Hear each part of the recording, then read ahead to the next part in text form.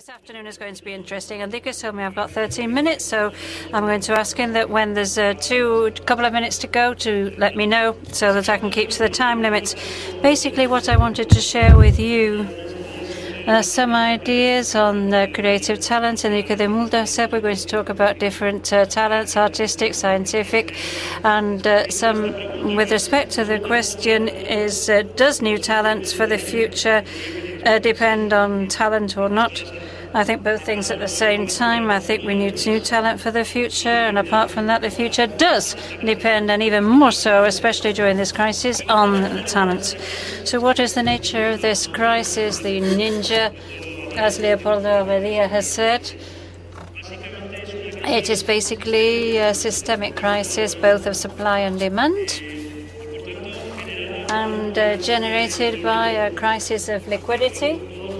As we all know, the subprime mortgages, and we all know that this has generated the people didn't have any income, people didn't have any assets, made the bubble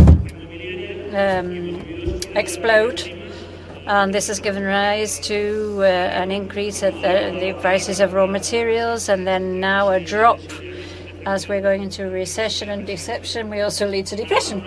And the peculiarity of our economy is that in the exterior indebtedness we have, this also leads to all causes, means that the money that we all should have is in third party. As Joaquin Almunia said, that it's a crisis of avarice. And we don't really know how we are going to get out of this current, but with talent, there's a crisis where there are four winners. The first is trust or confidence, and therefore those people or those teams, those companies that generate confidence or trust with others are going to triumph. There was the confidence of the Spanish people or the scientifics is 66%, the confidence in the lawyers is 20%, in the journalists is 17%, and confidence in the politicians is only 11%. Therefore, maybe we can see very clearly what this is. The crisis of confidence. It is an variable intangible asset. Excellent as overcoming what the customer asked for. Nadia Comaneci, not very long ago, said that basically is when you ask for a 10, you have to give 12.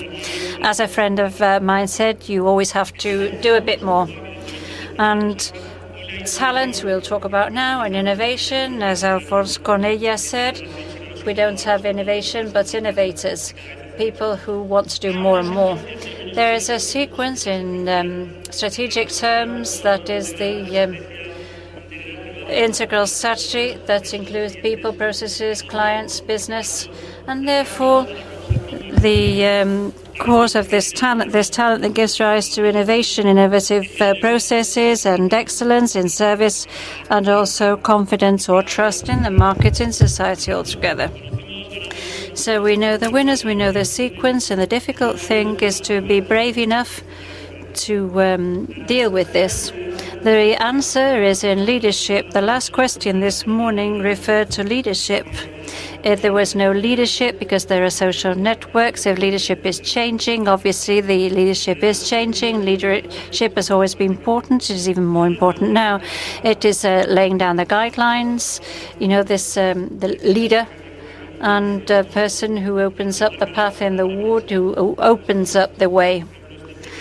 And this is like this first forum, this first Ágora, mobilizing, streamlining, energizing, having a team. You can't have a team without a leader or a leader without a team. It's not always the same leader, but there has to be a leader. The most dangerous question, it is a question that we asked yesterday at the Congress of the Deputies, is how long this is going to last. How long? Because this doesn't last the same amount of time for everybody. This is a crisis that not everybody wins or loses.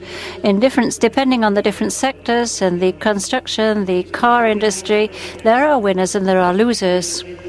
There are customers of ours who are going very well. They've got a lot of profit, and others that aren't doing so well.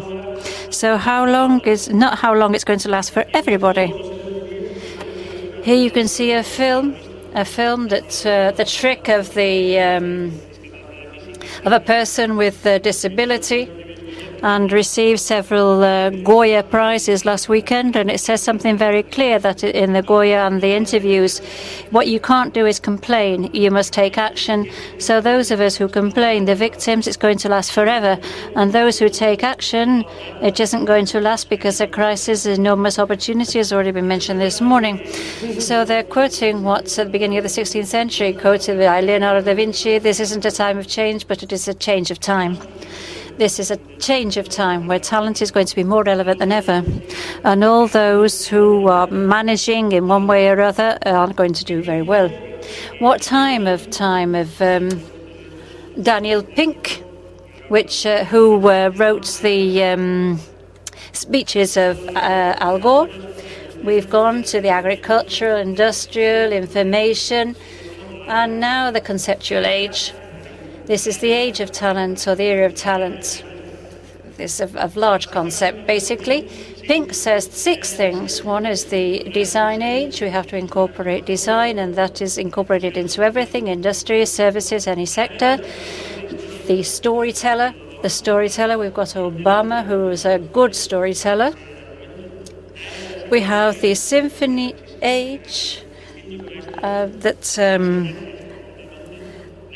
The empathy age, putting yourself in somebody else's place, the play age in a frivolous way, and the meaning age.